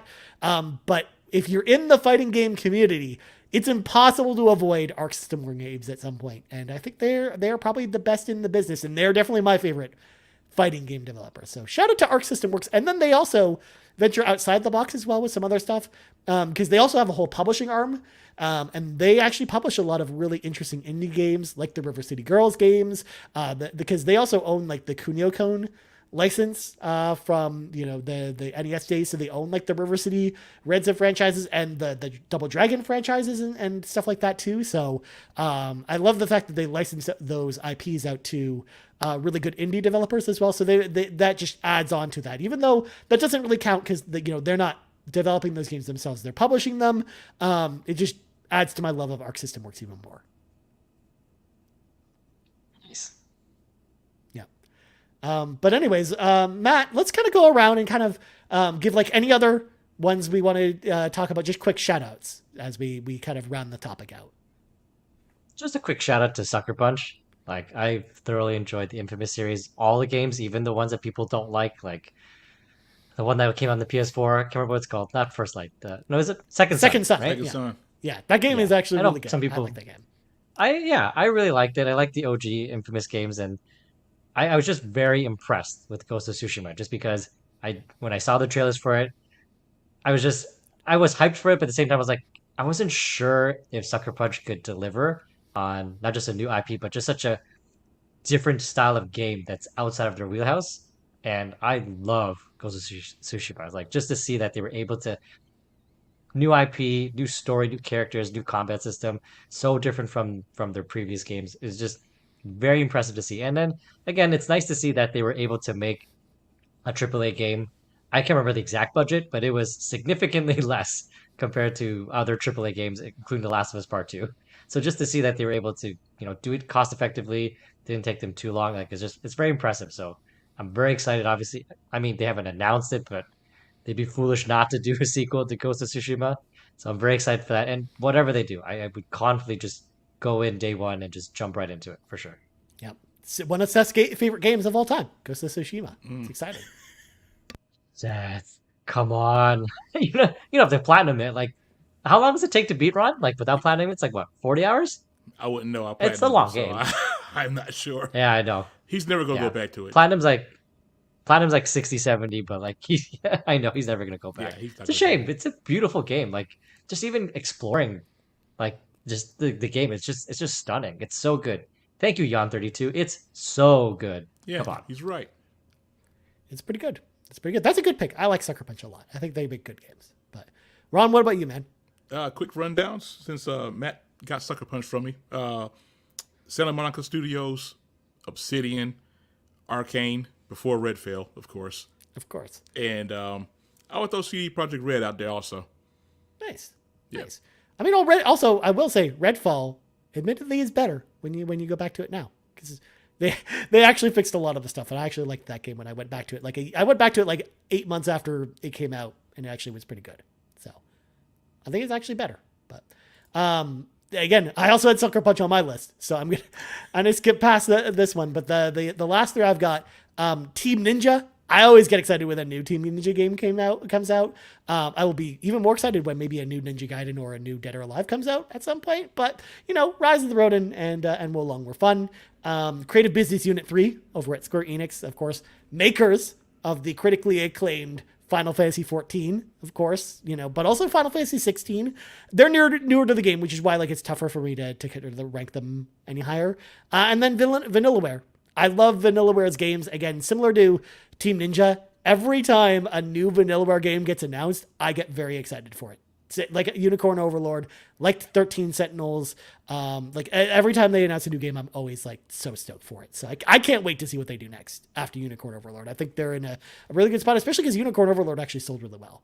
Yep, so, sure did. Yeah, I think it was number 8 in March on the charts. So yeah, once at the end of March, I think they had sold a little bit over 500,000. Yeah, they did make the announcement over 500,000. Wow. But she's actually really high for a game like that because its budget, its budget is very small. Mm-hmm. Yeah, I think they're well into profit territory with that game at this point. So nice. Yeah. So shout out to Vanillaware. I love Vanillaware. But anyways, let's let some of our friends into the car with us. It is time for the carpool. So I'm just laughing because I'm reading this question from Quaggy, who's up first, who says, no number between 1,000 contains the letter A. The circulatory system is more than 60,000 miles long, and it's impossible to hum while holding your nose. Do any of these facts make you spiral like it does for me? What? What is this question even? I don't understand. I was good with math. Science is not my thing like that. I don't know. Life's too I don't know where he even complicated got to that from. think about these things. Oh my god. Yep. Clearly, Quaggy was going back and listening to old episodes of the Nintendo Drive with Sean and Kato, where there were some questions where like that spun Sean and Kato into like existential questions, thinking about like, well, how does anything exist even at all? He is actually listening to the old episodes, so maybe that's where that came from. Yeah. Good job, Quaggy. Good job. Oh, my No, goodness. I don't think about stuff like this. Life's too complicated already. Yeah. I can't even figure out the tutorial for Forza Horizon 5. So no, I'm not going to be Oh my wondering about God. the circulatory system. No But thanks. the tutorial's hard though. I understand. It is not. Thank you. Yeah. Appreciate that. Yeah, Quaggy, that you're just way over my head with this. I'm a big dum-dum. I mean, for God's sakes, I don't work in I specifically chose a field where I didn't have to do math or a ton of math anyways. That's MIT work right there. No, thank you. Yeah. Too smart for me, I think. Thanks. Yeah. My intelligence stat just isn't high enough for this level of question. But Nice. Just Quaggy. We love you, man. Next up, we got Awesome Dave 1337, who's back with a vengeance. Yes. I promised I would provide a real banger of a question this week, since a certain host slid into my DMs. Who was that? That was wasn't me. That was Okay. me. That was okay. Sliding in. With Square Enix being one of my all-time favorite developers, why do you think that they don't get enough credit for one of us giving us one of the best games, one of the best experiences of all time? This, of course, being the unparalleled masterpiece that is Final Fantasy VIII. Ron, I'll let you take this away since you started this. You played it. Yeah, you played it. It's all incorrect. It's all incorrect. We have played different games apparently. No, the Final Fantasy VIII that I played is not good. It is not a great experience whatsoever. See, that's one of those Gunblade, things. sword that shoots. Come on. I Pew, mean, I love being the gunbreaker class in Final Fantasy 14, where I got my gunblade and I'm tanking the enemies. But you're right. But here's the thing, Ron. I haven't played that game since the PlayStation 1 era. Like, at some point, I would love to give it another chance. At some point, I actually tried it again. Last Oh, year, did you? I think. Yeah, I did. Oh. And even it And was just as bad as I remember. oh my god. no. Well, that doesn't give me much hope. Yeah, it was just as bad as I remembered. I tried. I was like, you know what? I'm more experienced now. I'm more patient. Let me try this. Nope. Good god. Well, Still what if cheats. they remade it? What if they remade it? What if they remade it from the If they ground up? remake it, they would have to get rid of that junction system. That is a must. If they don't, Is that a core aspect of the game though? I'm It is afraid it the is. core aspect of the game. they would of the have to combat. remake that game. So And you gotta keep essentially it in the remake. So essentially, Matt, just to break it down, if you want to use magic in the game, you have to use the junction system to steal the magic abilities from the enemies and then basically bank them, which takes turns. And it's kind of annoying to just sit there in a fight where sometimes you'll be like, well, I need to really farm on the fire magic skills. So I will go to this one enemy that I know spawns here, and I will just sit there and just steal fire from him over and over again while he just hits me in the face as I heal myself with items and stuff. And everything That's that a Ryan lot is of saying, steps. it really is like that. Now, there are some people who had the patience for it and broke the game. Yeah. Because that game can be broken, but Yeah. I just didn't have the patience for it. One of my best friends in the world, Yes, her yes, favorite Athena, game, you. her favorite Final Fantasy game is Final Fantasy VIII. And literally, I'm looking on Discord right now. She's literally playing it right now. So it's just like, I know there are people out there who like Final Fantasy VIII. Oh, yeah. but My it's just best like- friend Max, he loves that game. He Yeah. loves it. Is it the story? Like the characters, the music that's making up He for loves this everything about weird it. I gameplay? try not to get into conversations with him about it because he just, no. Yeah. I break his heart every time. He's gonna be upset when he hears this. Yeah. The thing that lost me, Ron, was like the whole where it started in the story to do a bunch of flashbacks to the past, where I'm just like, I don't really care about these characters. Why and their story? Why am I playing them? Why am I devoting 10 hours to play as these characters when there's whole other story that I actually care about is taking place in the present day that you're not exploring because I have to explore the story with these characters I don't care about. Oh God, it was so bad. Yeah. I don't know. I want someone to show me the way. Show me the way of Final Fantasy VIII. Maybe I'm missing something with this game. I'm Awesome pretty sure Dave Dave will is break it showing- down. Dave will break it down and Yeah. probably try to give a whole Show- novel about why this game is great. Yeah. Yeah. But, yeah. Showing But- the whole world. Yeah, why I this agree game with is so good. Athena's comment with this one though. It's good that we don't always like the same things. Yeah, That's it would true. be Like, boring if we did. Yeah. It'd be boring. I like It that would too. Like, It would you know, because also Final Fantasy X has a lot of big fans out there too, and I hate that game. I hate that game even more than Final Fantasy 8. Yeah, it's So- Final Fantasy X's okay. I'm a bit torn on that one. I don't know. It's all right. It's a game. Yeah, But it's 10 2, we can probably agree though, Ron. That's straight cheeks. Yeah, that's Chakes all the way. Yeah, more All the ways way. than one. Have you played that one, Matt? I've only played Final Fantasy VII OG, the remake, Rebirth, and then I think I played Final Fantasy 1 through the Pixel Remaster. That's the Okay. only Stay away from 4 that I 10-2. played. 10-2 is Cheeks.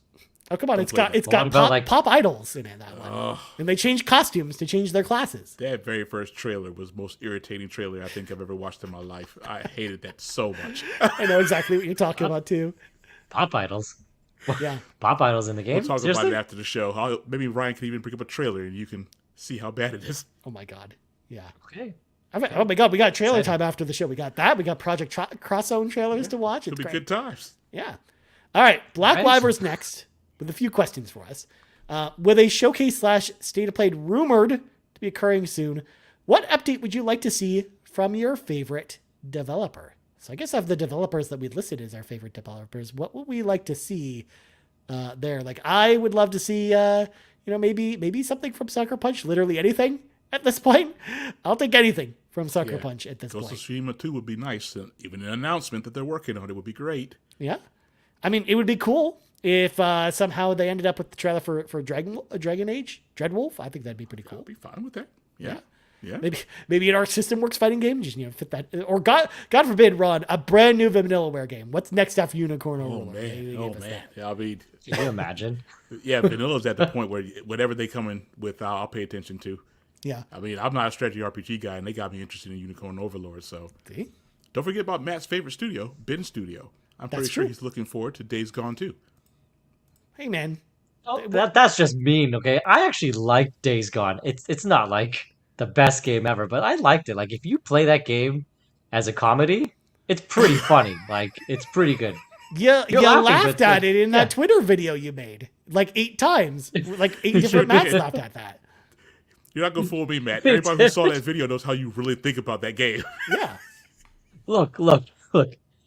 I'm just saying, like it's not the best. Ben Stew's not the best, but I still liked it. Like we got a lot of work to do, but like listen, if you've never played Days Gone, if you approach it as a satire, like as a comedy, you'll like it quite a bit. Because otherwise, if you're looking for like, those emotional, deep moments from those really cheesy cutscenes, like you're gonna be disappointed. But if you look at it as a comedy, Matt, pretty I don't think entertaining. it was meant to be taken as a comedy. I think that's a very serious business.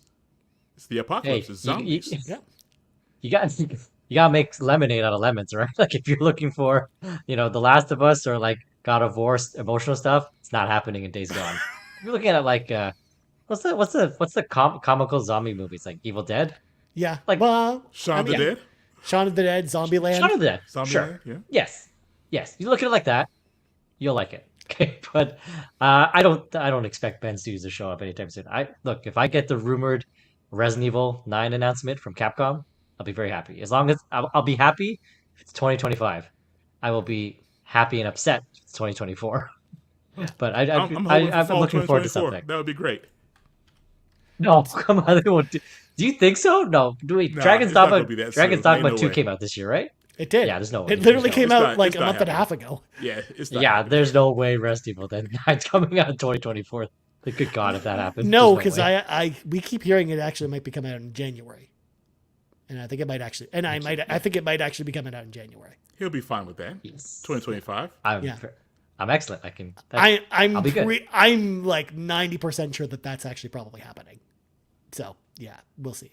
Now before we go any further, but in Black Wyvern's question, we've got some breaking news Oh. to slide in here. The Toronto Maple Leafs have been eliminated from the Stanley Cup playoffs. Yes, Oh, let's go. Let's go. I am so happy the Boston Bruins took them out. It's finally over for Leaf Nation. I'm so That's why I heard excited. people crying. Oh my goodness. Look, sometimes I like to just stomp on people's feelings a little bit with this, Matt. Man. That's just how I roll. But Oh boy. yeah, I'm excited to see Boston then lose to Florida, because that's what was going to happen if the Leafs moved on anyways. So, I mean, we've still got two Canadian teams, and we got, Vancouver and Edmonton. They're playing each other. So, it's we'll have at least one Canadian team in the next round. But all right, cool. We'll go back to video games, but I had to throw it in there because, we are, mostly Canadian on the show tonight, mostly from the GTA. So I had to bring in the hockey a little bit. So We are.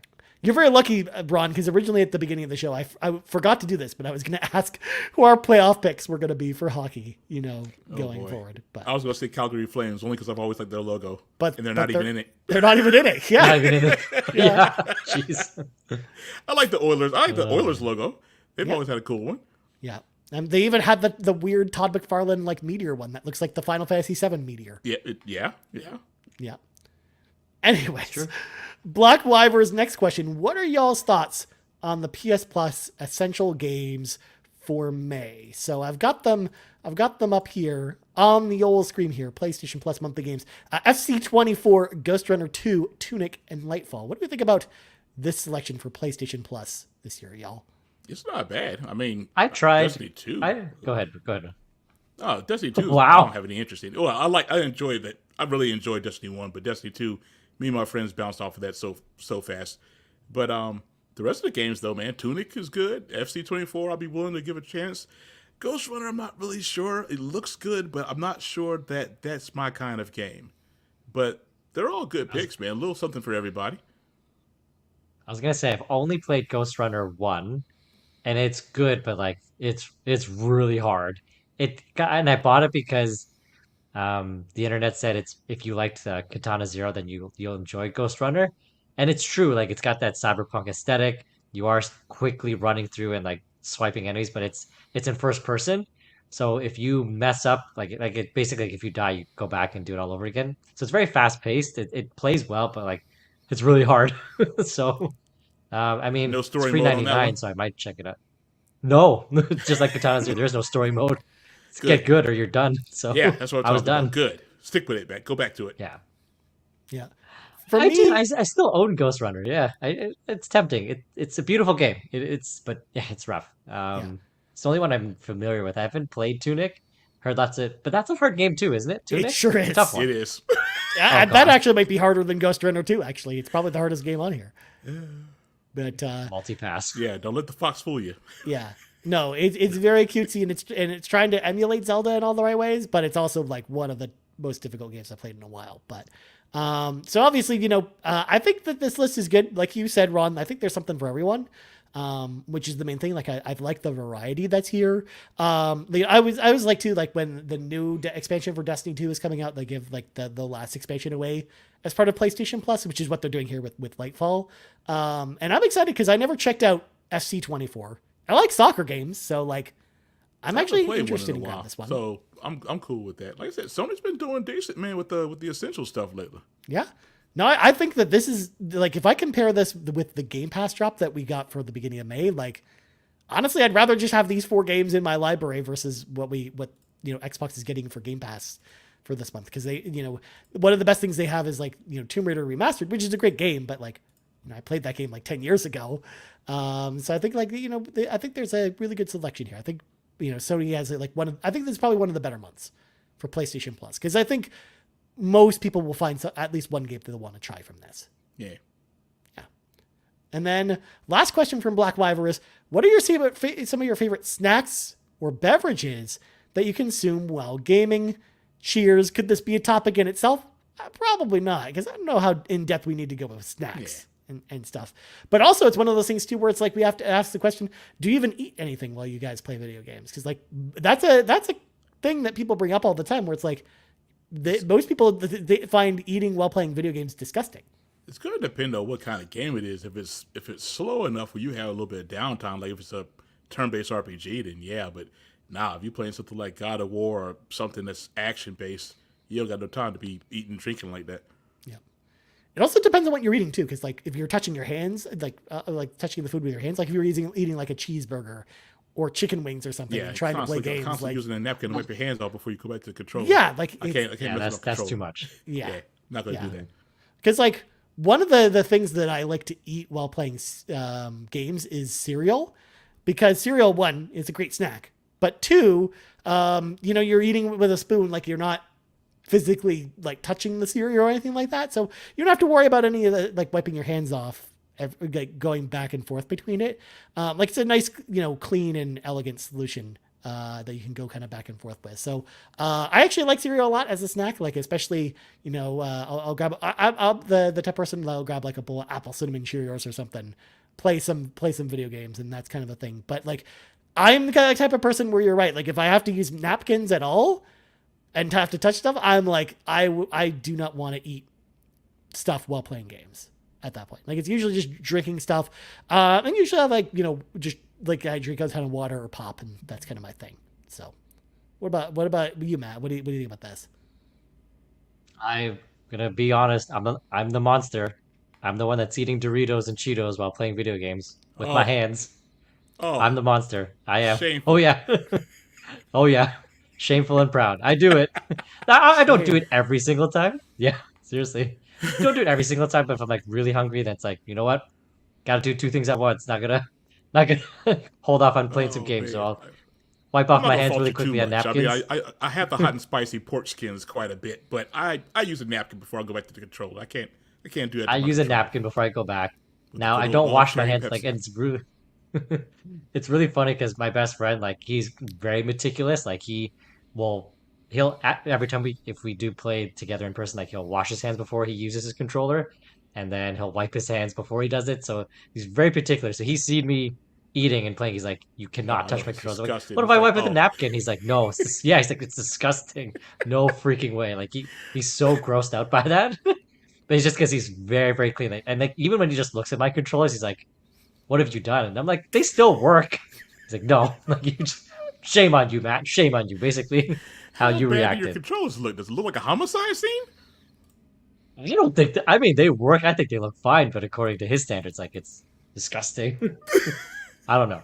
So that's usually it's usually Cheetos and Doritos, typical gamer stuff, and then it depends on my mood. Like, because if I have like a beer or like an alcoholic drink, that's like, kind of impacts how I'm playing, and we're using the bathroom quite a bit. So it really depends. Like if I feel like it might enhance the experience, then maybe I'll have an alcoholic drink. Otherwise, just water or Coke Zero. Really depends. Does the alcoholic drink slow you down? Oh, it'll mess me up. That's what I'm saying. Like, it really depends on the game. Like, if so here's the like, weird thing. I'm not going. Yeah, that's what I mean. Like, I'm the same way. But my friend Andy, he can drink, and he can drink a lot, and he becomes better the more he drinks. Especially when it comes to shooting games, he becomes an animal. I'm like, what? How's that work? That's not fair. That's not fair. Yeah, Adam David in the chat. Yeah. Adam David in the chat. The napkin's not enough. Arguing. Like, I already admitted in the beginning. Shame on me, I'm the monster. I don't doubt it, okay? Yep. I know it's not enough, but like, well, I don't know. I'm just a person of time. Yeah. Yeah, I don't want to go to the bathroom and wash my hands and stuff like that. I don't know. Yeah. There's no winning, all right? Yom32 actually brings up a good point from earlier. Elaine from Xbox Empire taught me to eat Doritos with chopsticks while gaming to avoid the dust. Maybe you do that. It could be like that episode of Seinfeld where George is eating the chocolate bar with a knife and fork. But that's also going to be a bit more time consuming than I want it to be. Yeah. It beats the purpose, right? Yeah. It beats the purpose. I might as well just not play and just eat it, like inhale the Doritos and then go back. Take a break and actually eat properly. Yeah. Nah. Also, Luckless says, I feel like I get better while drinking, but that's not the case. That's what I'm saying. Yeah, like I'm not going to face a summon at full might while I've had like 2 beers. Like that's just foolishness, right? No, because you know you're going to die anyway. So it's just like you don't want to smash your head against the wall while drinking. Oh, no.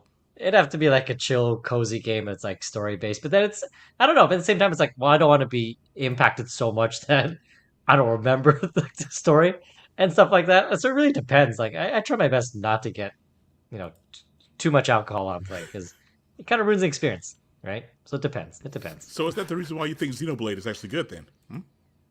No. Stop it. Okay? Played that sober Getting blackout with my drunk? Doritos and Cheetos.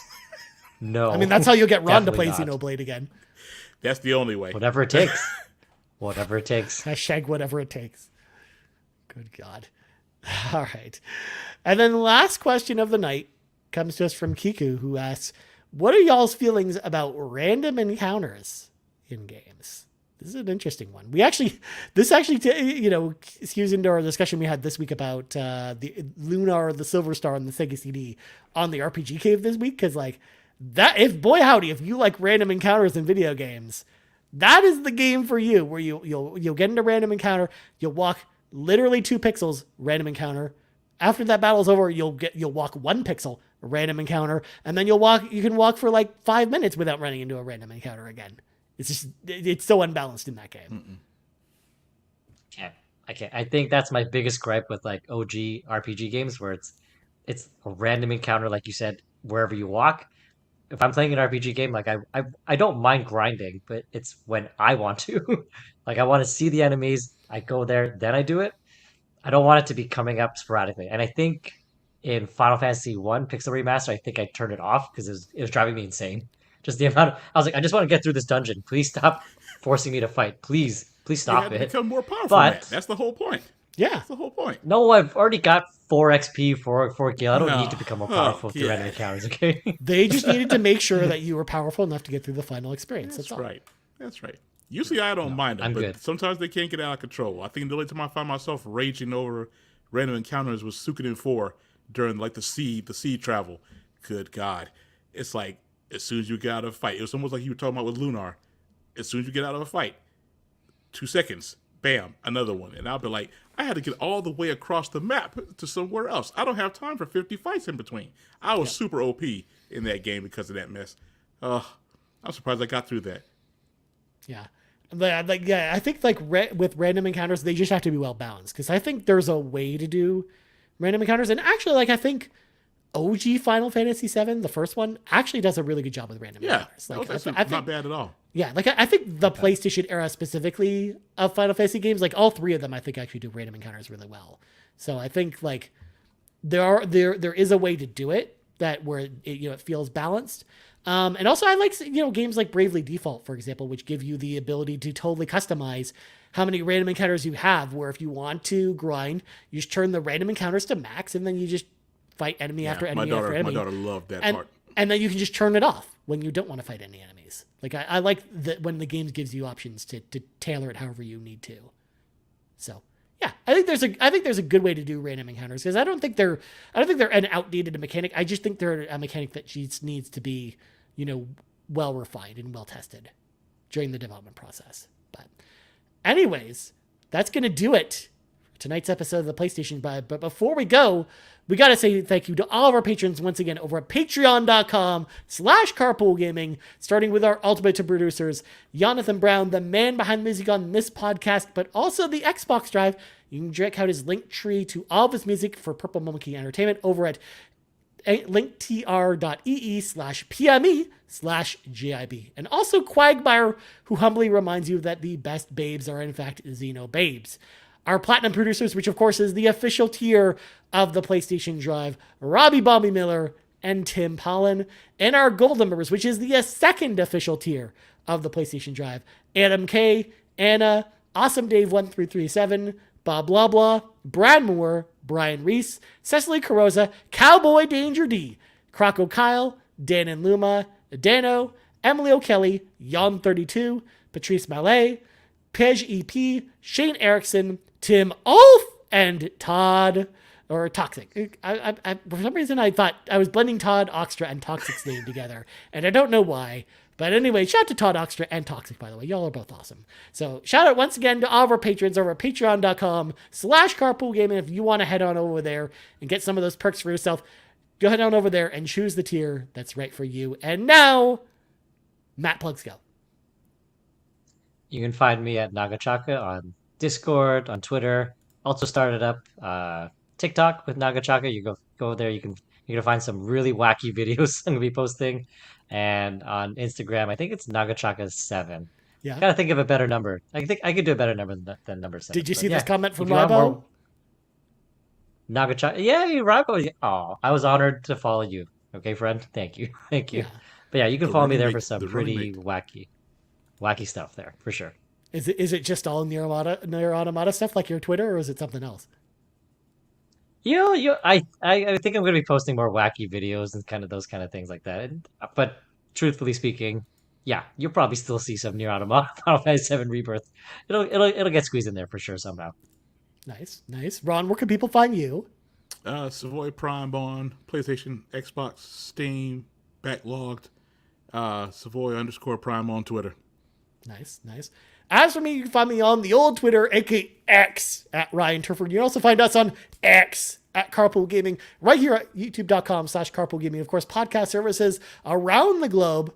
So, for Matt and Ron, I am Ryan. This has been the PlayStation Drive, episode 148. Only 2 more episodes until episode 150, and we're out. Good night, everybody. Night, everybody. Shout out to Fuya. Bye-bye. Thanks for checking out this week's episode of the PlayStation Drive. Now, before you drive off, please make sure to like and subscribe on YouTube and follow us at Carpool Gaming on socials. Don't forget to check out our awesome merch on carpoolgaming.com, and you can also support the show on Patreon at patreon.com/carpoolgaming, where you'll unlock all kinds of exclusive content. Links to everything are in the description.